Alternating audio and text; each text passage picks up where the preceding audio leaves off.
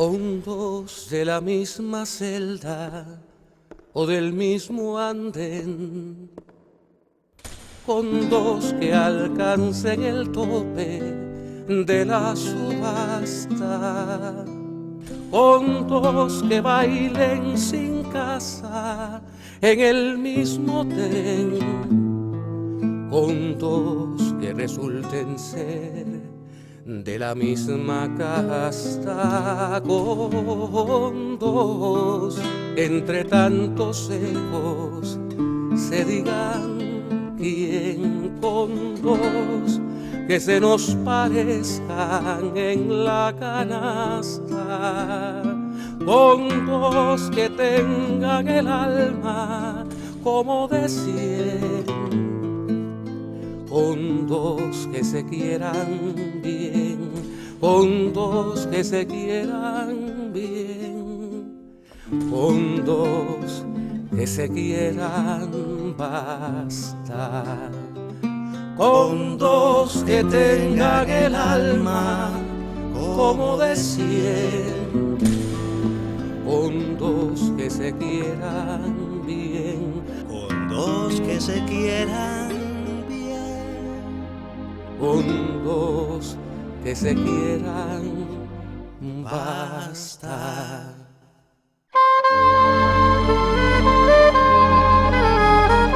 Muy buenas noches. Estamos en Con Dos que se quieran, en el corazón de Centro Habana, aquí, en Prado y Trocadero, barrio de Lezama, en los legendarios estudios de sonido del ICAIC.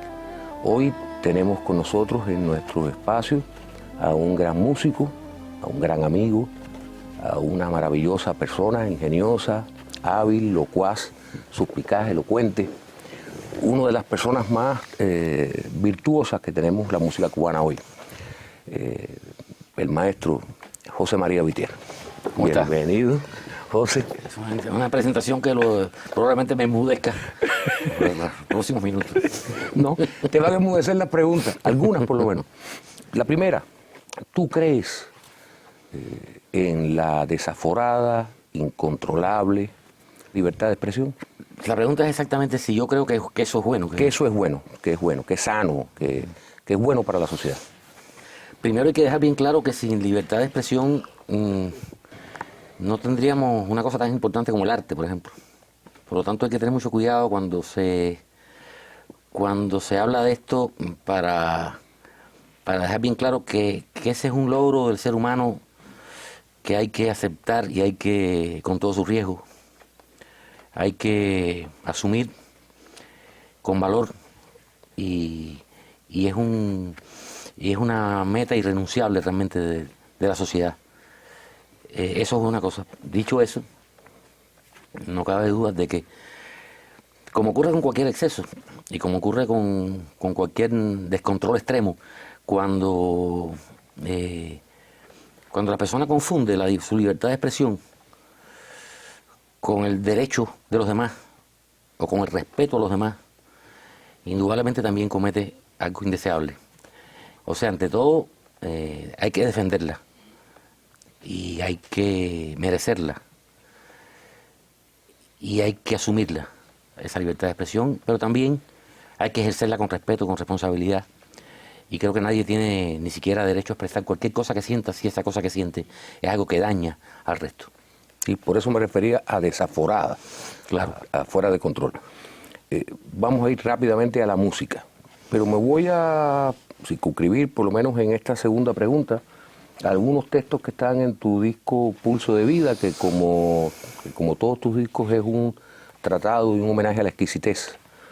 Y es que tú dices con respecto a la música esto, voy a citar: el acto de escribir música debería desembarazarse un poco de lo causal y utilitario y recuperar la jerarquía de una actividad secreta que no aspira a nada más. Yo creo que yo estaba pensando en desembarazarse sobre todo de eso que le llamamos los músicos los encargos. Vivimos de un encargo en otro. Y gracias a Dios que es así. Pero a veces yo recuerdo con un poco de melancolía o un poco de nostalgia la época en que yo me sentaba a escribir sencillamente lo que se me ocurría. Y hacía una obra para piano solo, o hacía una canción de regalo, o inventaba una melodía. sin otro fin, sin otro propósito que probablemente halagar a alguien y en última instancia pues dar algo de mí, sin concretar exactamente un fin social o otro medio como puede ser el cine o un disco. Realmente con el paso de los años cada vez uno trabaja menos de esa manera desinteresada, por así llamarlo, y cada vez es más esclavo de los sucesivos encargos, los sucesivos empeños por los que te va llevando la profesión, y uno termina trabajando sí para un disco, sí para una película, y a veces no tanto para uno mismo, aunque uno trata de que eso que hace para los demás o que hace para otros medios sea también, por supuesto, una necesidad interior. Pero indudablemente que lo que estoy echando de menos y a lo que me refiero ahí es a esa actividad absolutamente libre, absolutamente desinhibida y absolutamente desinteresada, repito, de crear por el placer de crear.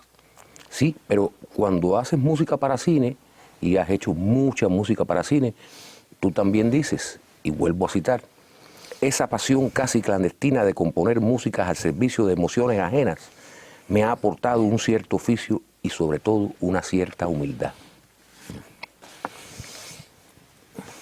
Yo nada más que, qué mejor lugar que este para comentarlo, nada más que tengo palabras de gratitud para el cine, para las oportunidades que me ha dado y para el aprendizaje en que ha consistido trabajar en él.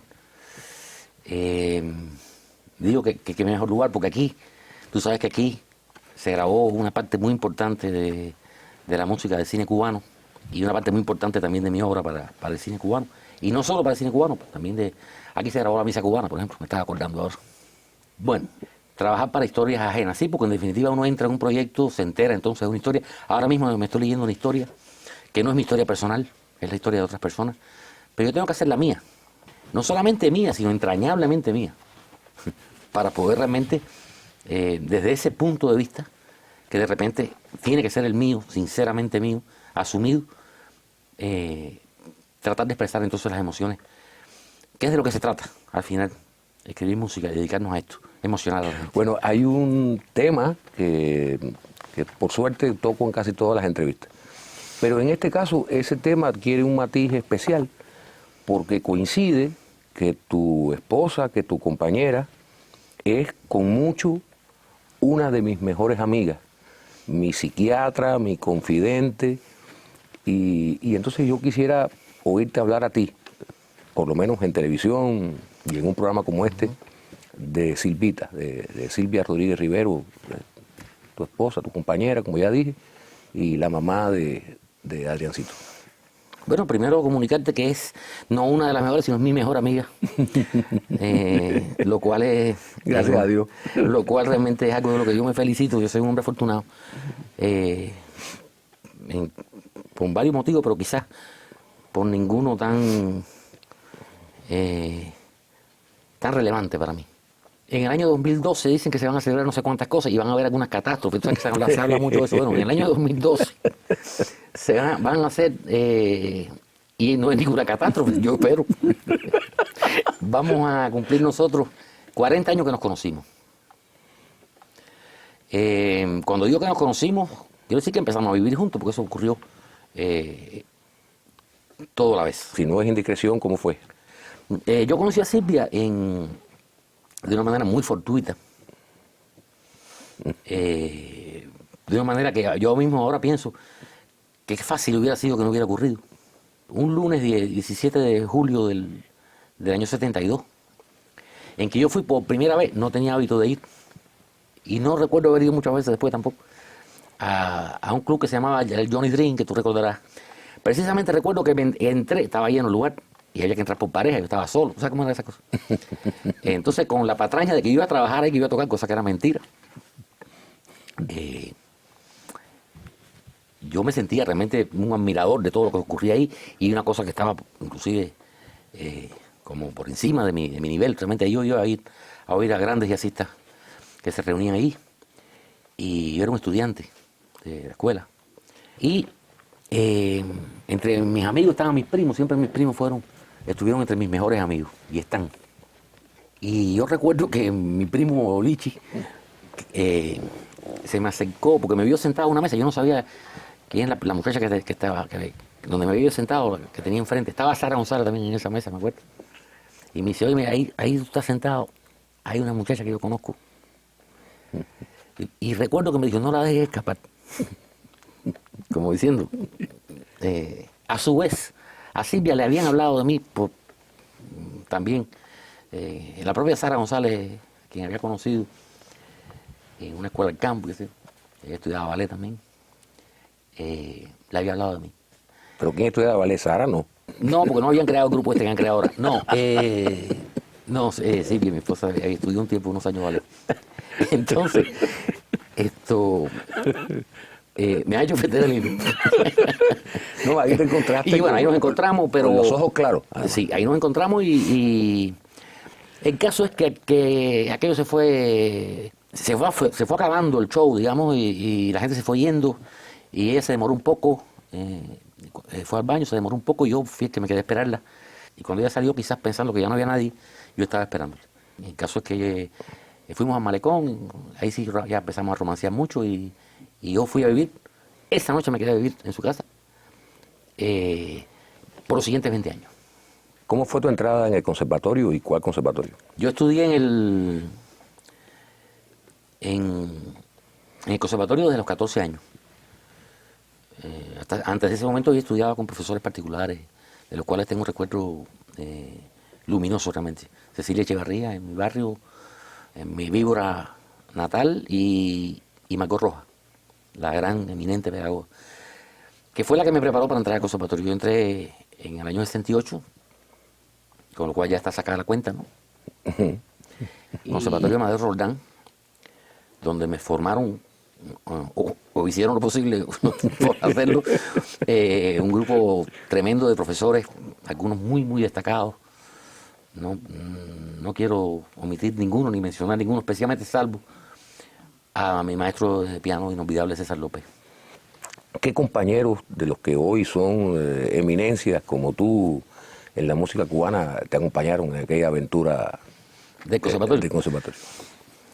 ¿Sabes que yo tenía un grupo en esa época? Yo tenía un grupo donde yo tocaba en un grupo que se llamaba Los Gnomos. Y casualmente todos los que formábamos parte de ese grupo entramos en el conservatorio a estudiar guitarra, bajo, batería. En el conservatorio había muchos más hembras que varones, de lo cual nosotros tratamos de sacar temprana ventaja. Había gente tremenda en la escuela. Ahí había músicos de la talla de Lucía Huergo, por ejemplo. Claro. De Hilario Durán. La misma Sara. La misma Sara, por supuesto. Músicos y gente que después fueron musicólogos y fueron gente como Roberto Chorén, por ejemplo, el profesor y organista.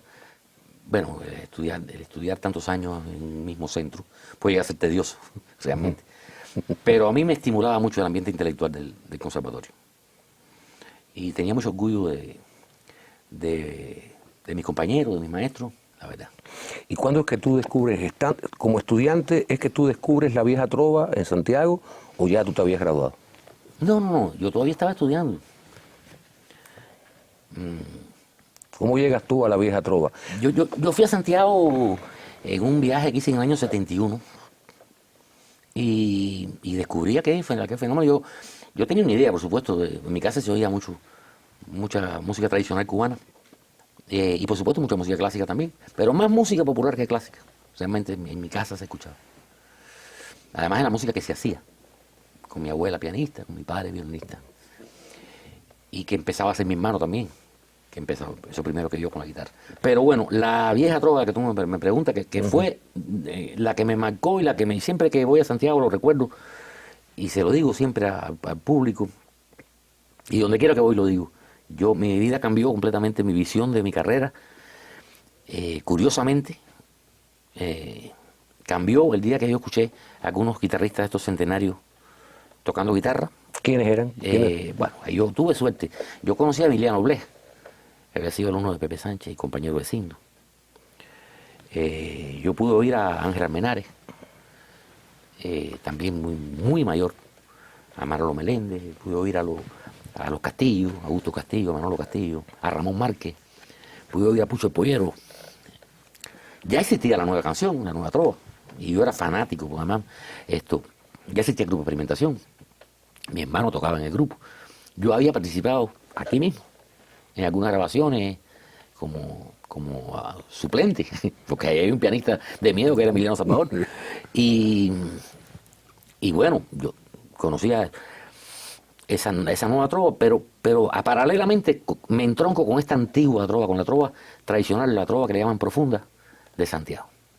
Y fue un deslumbramiento. ¿Tú tocabas guitarra ya en Yo esa aprendí época? guitarra para aprender a tocar estas canciones. Yo a veces he dicho que la guitarra es un instrumento mucho más manuable, sobre todo para romancear y para conocer muchachas, eso. Realmente el piano a veces inclusive no era del todo recomendable. Y eso que en la vida había muchos pianos, era muy frecuente que hubieran pianos en la casa y todo eso, pero igualmente la guitarra tenía un glamour en aquel momento que era casi imprescindible. Había que aprender a tocar algunos acordes, y yo empecé y vine de Santiago tocando, porque fui con una guitarra. Y vine con algunas canciones aprendidas. Después he descubierto con los años que muchas de esas canciones ya solo las recuerdo yo. Nadie más las canta. Y algún día, si las cosas siguen como van, a lo mejor me decido y las grabo y las canto yo mismo.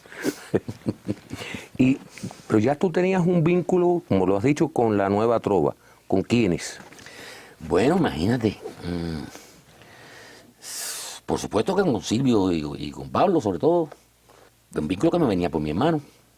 Pero después terminaste haciendo arreglos para Silvio. Después terminé haciendo arreglos para Silvio.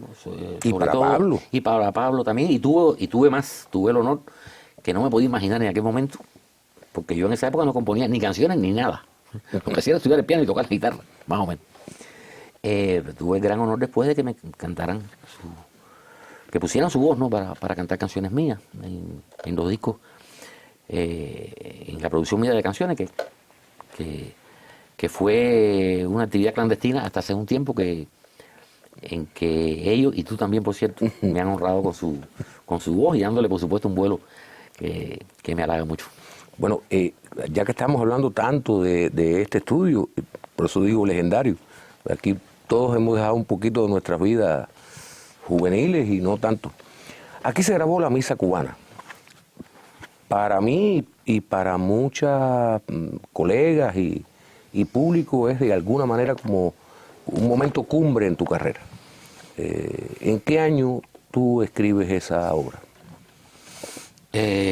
Durante el año 96. 6 años antes habíamos concebido la idea de que esta obra era no solamente posible, sino que sea necesaria, por lo menos para nosotros. Silvia y yo habíamos hablado de esto, que algún día la haríamos. Y eso yo pienso que empezó a madurar. En mi caso la música, en el caso de ella sus textos, de alguna manera afloró por algún motivo en el año 96. No identifico ninguna causa externa así, porque hay quien piensa que se hizo cuando vino. No, el Papa no sabía nada de esto, ni yo sabía que el Papa iba a venir, ni el Papa lo sabía tampoco. Esto fue una cosa que de repente surgió, tuvimos un apoyo importante, ya cuando configuramos bien la idea. Un apoyo que yo siempre me gusta recordar porque fue un apoyo combinado, y yo creo que no muy frecuente, entre el Ministerio de Cultura, que era el Fondo para la Cultura, y el Episcopado. Y bueno, salió aquella primera edición de la Misa Cubana, fue de esa forma. Yo recuerdo que algunos amigos mostraron una cariñosa y tierna oposición a que se grabara esa obra. No, tú sabes lo que yo percibí. Oposición quizás no es la palabra exacta. Yo lo que percibí era algunas personas o alarma, ¿no? Que un poco se preocuparon. Digo, caramba, ¿para qué se van a meter? ¿Para qué se van a meter en eso? Que eso a lo mejor no es oportuno, o eso a lo mejor no es bien recibido en este momento, con lo cual, por supuesto que tenían toda la razón del mundo. Lo que yo no pensé en aquel momento, no calculé, ni ellos tampoco calcularon, es que no hay nada que le haga más bien una música que una cierta oposición. una cosa que puede ser aparentemente anodina, tú le haces una cierta oposición y la puedes lanzar inmediatamente a la celebridad.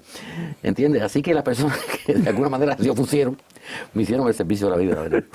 Sí, pero esta pregunta de la oposición me lleva a quizás la historia, la génesis, el origen de esta obra. Y la génesis de esa obra me lleva a tu hijo de Silvita, y de alguna manera a mi sobrino, José Adrián. Yo te mencionaba el año 90. En el año 90 nosotros tuvimos un percance que pudo haber sido muy grave con la salud de nuestro hijo, pero un accidente. Tuvo un accidente, realmente estuvo muy delicado y fue operado de urgencia, una operación muy delicada. Pero en una circunstancia como esa, y eso el que le ha pasado lo sabe, y el que no lo ha pasado se lo puede imaginar, uno se agarra de todo. Y nosotros, señaladísimamente Silvia, y yo también, porque la desesperación era la misma, intentamos pedir ayuda, intentamos ser escuchados. Y tuvimos un poco la sensación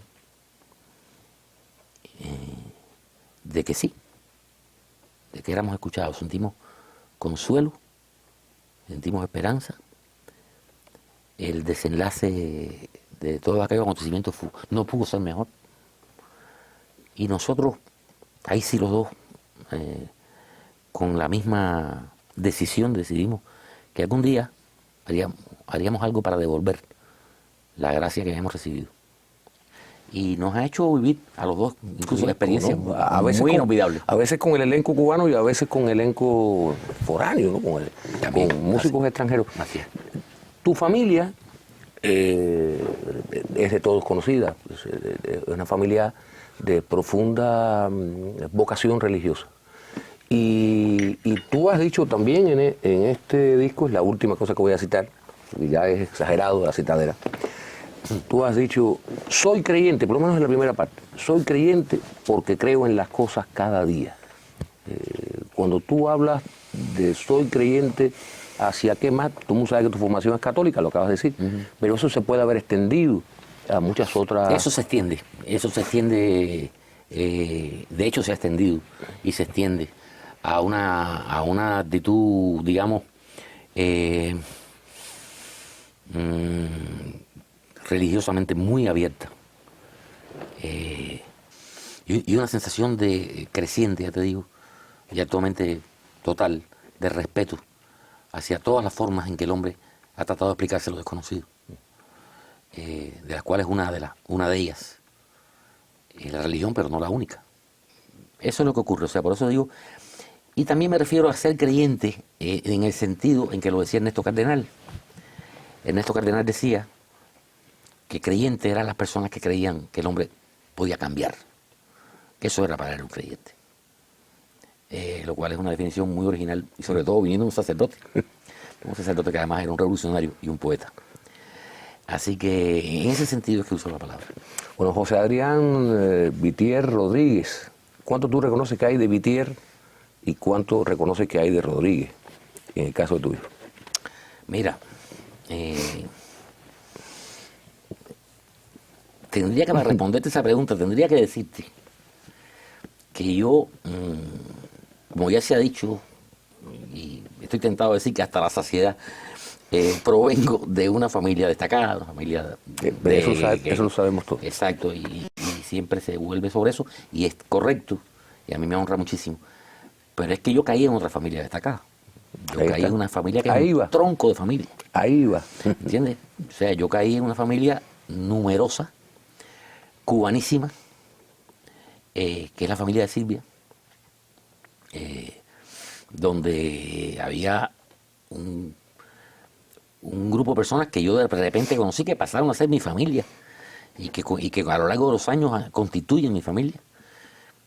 Mundo sobre todo relacionado con su mamá, que ha sido como una segunda mamá para mí, Cuca Rivero, y el mundo de sus tías, que tú sabes que es un mundo fascinante. Es un mundo fascinante. Completamente, ¿entiendes? Y un mundo de valores, y un mundo de cultura, no en el sentido profesional de la cultura a la que uno se dedica, de la que uno vive, sino en el sentido profundo de la cultura como educación, como raíz, ¿entiendes? Como valores, repito.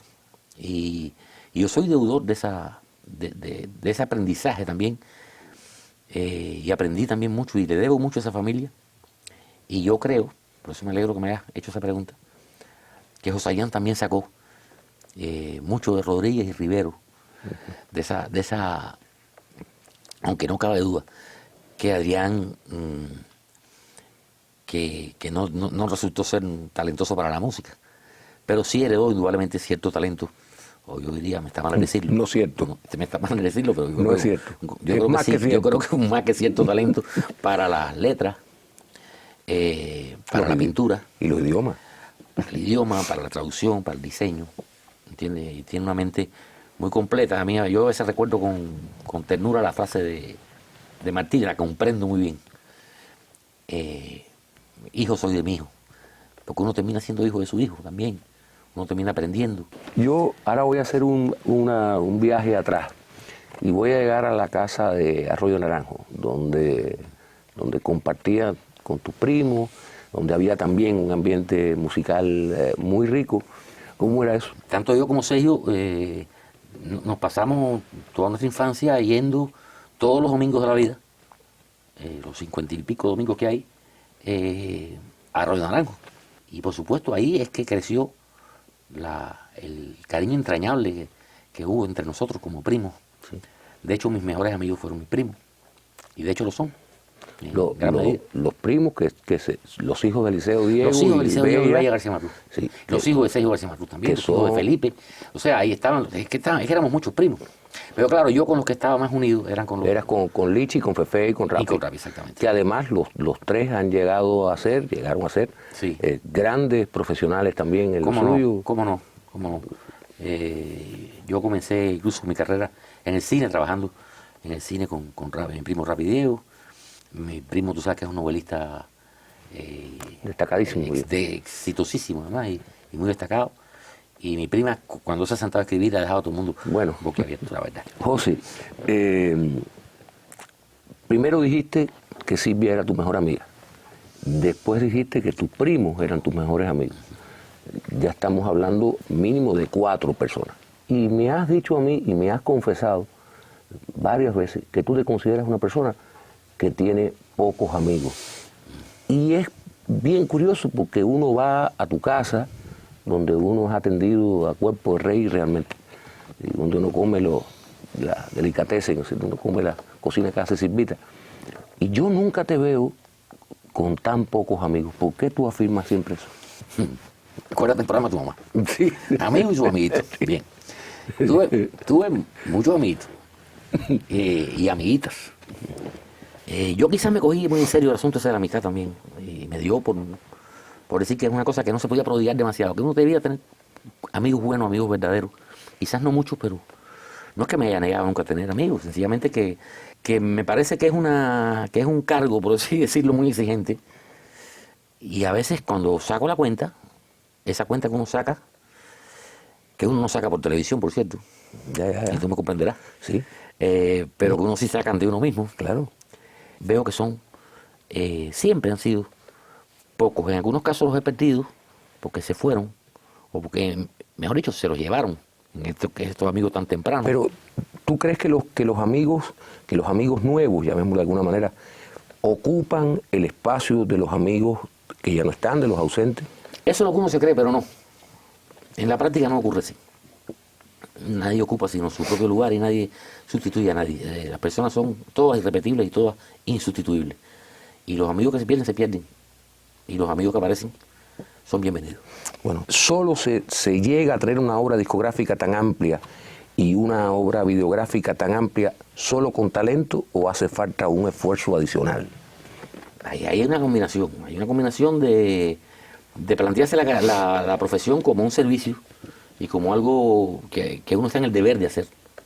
Además de que es un placer.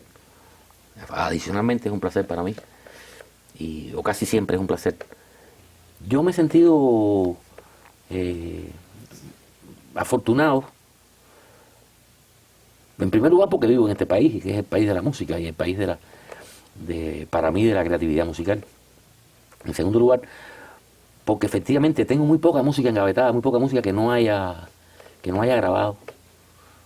Viéndolo retrospectivamente, quizás yo mismo haría una antología de todo lo que he hecho y trataría de ser un poquito, de quizás no ser tan prolífico y ser más exigente. Pero estoy en general satisfecho con mi disco, grosso modo. Sobre todo con algunos de ellos, estos últimos que he hecho, este Pulso de Vida, por ejemplo, que es un disco muy autobiográfico. Sí, hay poemas. Exacto, es el libro, el disco donde más intimidad mía se puede descubrir y de mi relación también y de interacción que tenemos en la vida y en el arte, Silvia y yo. José, el público debe saber, decir como un dato privado, que José María y yo somos los músicos que más temprano nos levantamos en el país y tenemos conversaciones hilarantes y muchas veces absurdas, con una lucha de ingenio. Sí. 7 de la O sea, que mañana, vivo en el campo, 6:30. o sea, en una zona media campestre, vamos a llamarle, no llega a ser el campo. O sea, yo llego en carro a mi casa, quiero decir. Pero lo único que ocurre antes de que se produzcan esas conversaciones es esa especie de chateo que tienen los gallos y los sinsontes por la mañana en la casa, que es enloquecido completamente. Que nosotros intentamos Y repetir. nosotros intentamos reproducir, continuar. Emular, de hecho. Sí, pero no logramos ser tan coherentes como ellos. Ahora, José, ¿por qué eligieron vivir en la periferia? ¿Por qué se fueron del Foxa y se fueron a...? Es muy difícil decir que uno eligió, porque tú sabes que uno elige pocas cosas en esta vida. Las cosas pasan, hay veces que... hombre, uno tiene cierta potestad para elegir y habían otras opciones también. Nosotros queríamos salir de La Habana y buscar un lugar más íntimo. Pues bueno, no tan íntimo que fuera Pico Turquino, o sea, queríamos una cosa que nos mantuviera más o menos.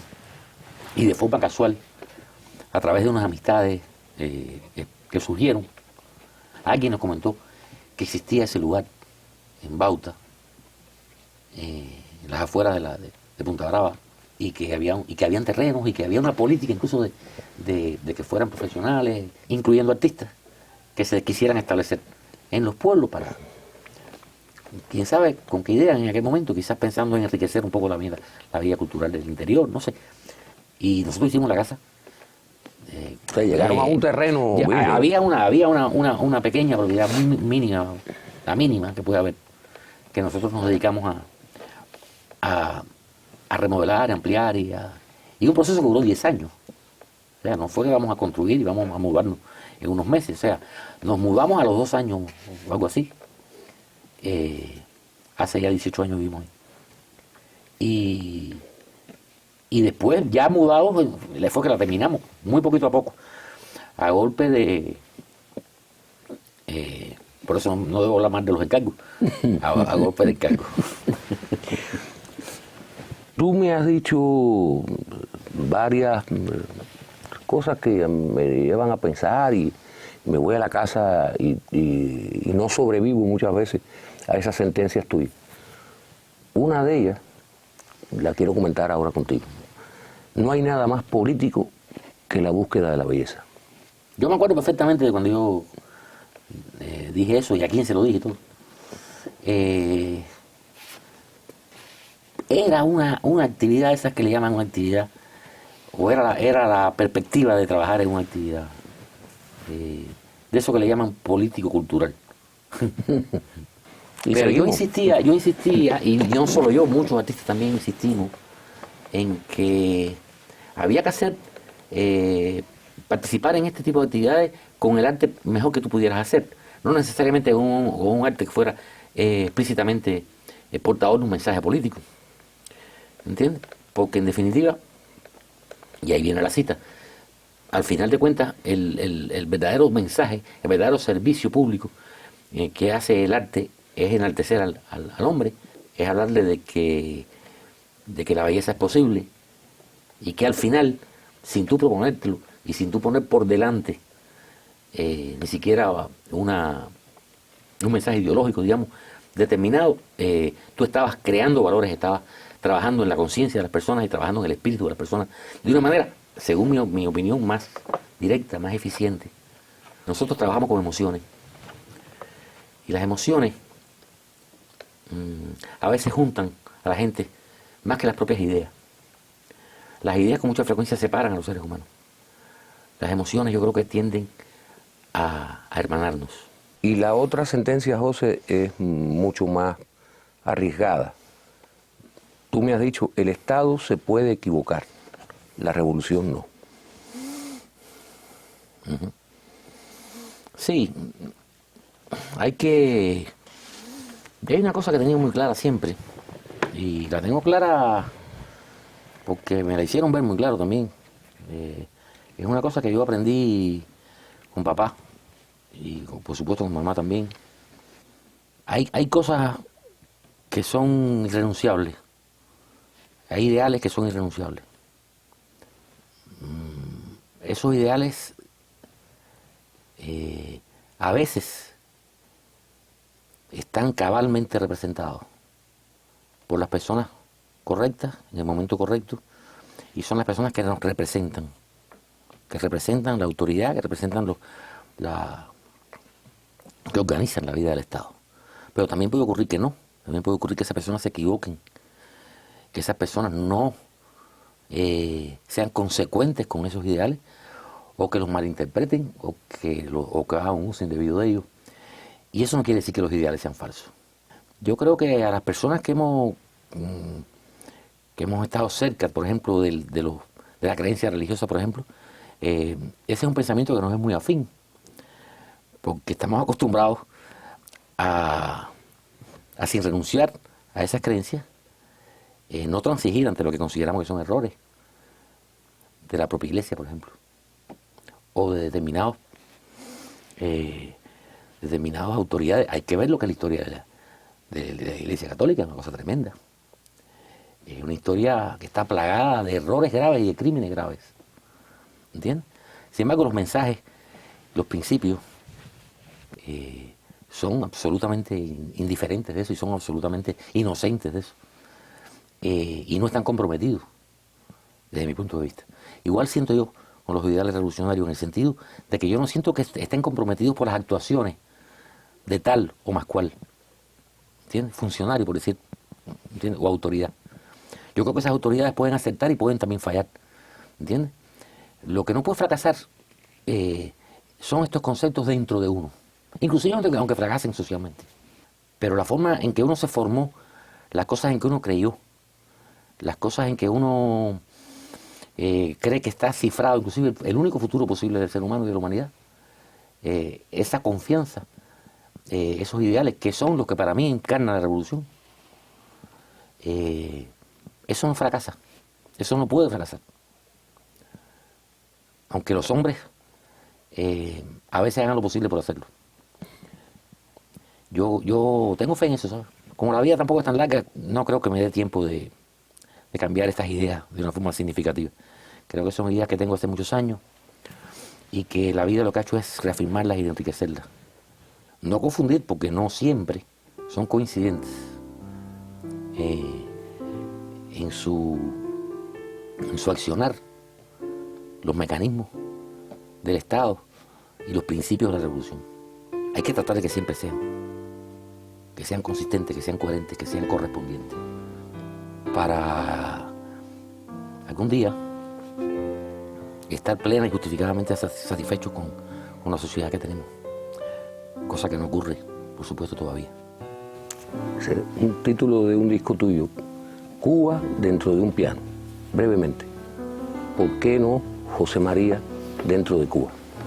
Yo después que le puse, buscamos este título, que tú sabes que sale de un poema de Alberti. De Alberti, sí.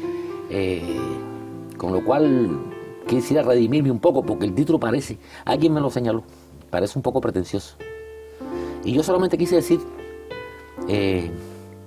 un pedazo, una parte de nuestra Cuba,